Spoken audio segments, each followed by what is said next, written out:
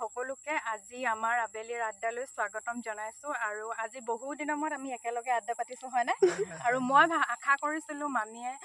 জীৱনৰ ধুনীয়া ধুনীয়া মধুৰ সময়বোৰ আমাৰ আগত বৰ্ণনা কৰিব অপ্ৰকাশিত কথাবোৰ সেউজীয়াৰ মাজত আমাক প্ৰকাশ কৰি দিব বুলি কিন্তু সেয়া হৈ নুঠিলে সম্ভৱ তথাপিও এনেকৈ আজি আবেলিৰ আড্ডা আৰু এদিনা কেতিয়াবা মামীক মই অকলশৰীয়াকৈ লগ কৰিম আৰু তেতিয়া গোপন কথাবোৰ মানে গোপন কথাৰ সোৱাদ ল'ম তেতিয়া আৰু আপোনালোককো যাম খুব ভাল লগা বস্তু আছিলে এই যে চিঠি আপুনি চিঠি লিখিছিলেনে চিঠি লিখিছিলো আমাৰ পেহী আছে বাইদেউ ভিনদেউ আছে তেওঁলোকলৈ চিঠি লিখিছিলো কিন্তু চিঠি আজিকালি এনেকুৱা হয় মানে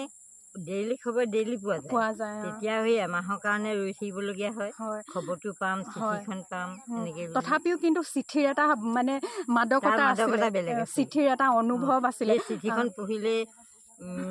তাৰমানে এনেকুৱাই লাগে আৰু ওচৰতে যেন পাইছো আৰু চিঠিৰ মানে ভাষাবিলাক শব্দবোৰ মানে খুব মধুৰ আছিলে এখন চিঠিয়ে ধৰ মই কথা এটা কৈছো এখন চিঠি মানে এবাৰ পঢ়ি মানে হেঁপাহ নপলায় বাৰে বাৰে পঢ়িবলৈ মন যায় হয় নাই চিঠি এখনত আচলতে চিঠিৰ প্ৰতিটো শব্দতে প্ৰতিটো বাক্যতে মৰম আবেগ অনুভূতি মানে বিচাৰি পোৱা হয় প্ৰতিটো শব্দৰে যেন বুকুত ধৰে মৰম কঢ়িয়াই আনিছে এনেকুৱা ভাৱ হয় আৰু গতিকে সেয়াই কেনেদৰে গৈছিল আৰু বিদ্যালয়সমূহ তেতিয়া কেনেধৰণৰ আছিল এতিয়াতো বিদ্যালয়ত ভাত দিয়ে কিতাপ দিয়ে বেঞ্চ দিয়ে মানে খুব ধুনীয়া মানে প্ৰতিটো বস্তুৱে চৰকাৰে প্ৰদান কৰিছে আপোনালোকৰ জীৱনৰ স্কুলীয়া দিনবোৰ কেনে আছিল আমাৰ স্কুলীয়া দিনবিলাক কিনো কম আৰু আমাৰ খোজেৰে যোৱা 1.5 কিলোমিটাৰমান দূৰ হয় তাৰ পৰা ভৰিত চেণ্ডেল নাই বেগ নাই আজিকালি যিমান দেখিছো কিমান ধুনীয়া ধুনীয়াকৈ বেগ লৈ যাব ধুনীয়াকৈ সজাই যাব আমাৰো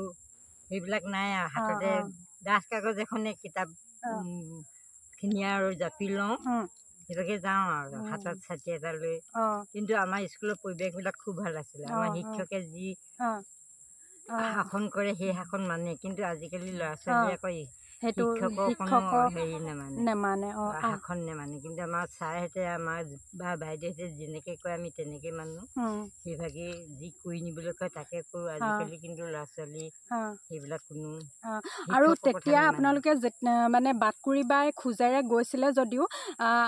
তেনেকৈ দিনবোৰ ভাল লগা আছিলে হয় ভাল লগা আছিলে আৰু কোনোবাই দোকানত যদি চানা কেইটামান কিনে আমি সকলোৱে ভাগ কৰি খাওঁ কিন্তু খোৱা বোৱা আমাৰ ভাত পানী দিয়া নিয়মটো নাছিলেই তেতিয়া আজিকালিহে এতিয়া সৰ্বশিক্ষা হ'ব পৰাহে সেইটো হ'ল আৰু খুব ভাল লগা আছিলে মামীহঁতৰ জীৱনৰ স্কুলীয়া দিনবোৰ কলেজীয়া দিনবোৰ তেনেকুৱা আছিলে হয় নাই দিনবোৰ তেনেকুৱা কাৰোবাৰ বেগত যদি বগৰী এটা নিয়ে তাকে টানিয়ে যি খায়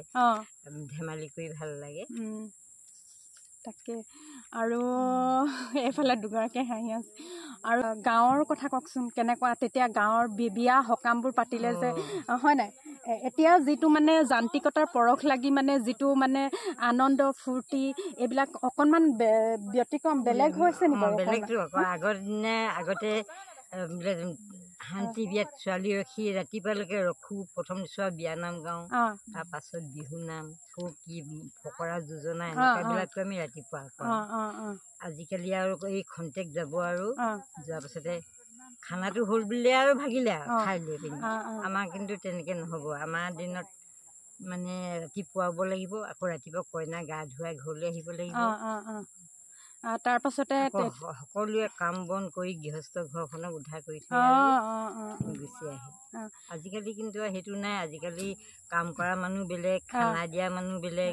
গৃহস্থই মাতিবলৈ পালেও নেপালেও খানাটো খাই গুচি অহা হয় আৰু জাক জমকতাৰ যুগ হয় নাই পেণ্ডেল বা নিজৰ পৰিধান কৰা সাজযোৰো মানুহে 1000 টকীয়া পিন্ধি আচলতে ফেশ্বন মডেলৰ যুগ হয় নাই তেতিয়া সেইবিলাক পৰিৱেশ নাছিলে তেতিয়া সাধাৰণ কাপোৰ এযোৰ পিন্ধিও মানুহ ঘৰত বিয়া খাবলৈ গৈছিলে যাব পাৰিছিলে হাঁহিবলৈ নাই আৰু গোটেই গাঁৱৰ মানুহখিনি মানে ধৰক বিয়া সকাম পতাৰ এসপ্তাহৰ আগৰ পৰা সেই মানুহ ঘৰত সহায় সহযোগিতা কৰি থাকে হয় নাই বাৰু খুব মিলা প্ৰীতি আছিলে একতা আছিলে বুলি ক'ব লাগিব হয় হয়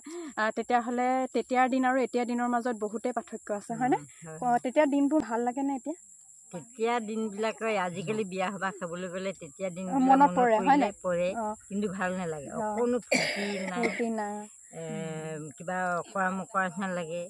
আগতে গৈ ভাল লাগে, কাম বন কৰোঁ, ফূৰ্তি কৰোঁ, খাই বৈ আৰু কাম বন শেষ কৰি গুচি আহোঁ, কিমান ভাল লাগে। অকলেতো নহয়, তাত গোটেই ছোৱালী বা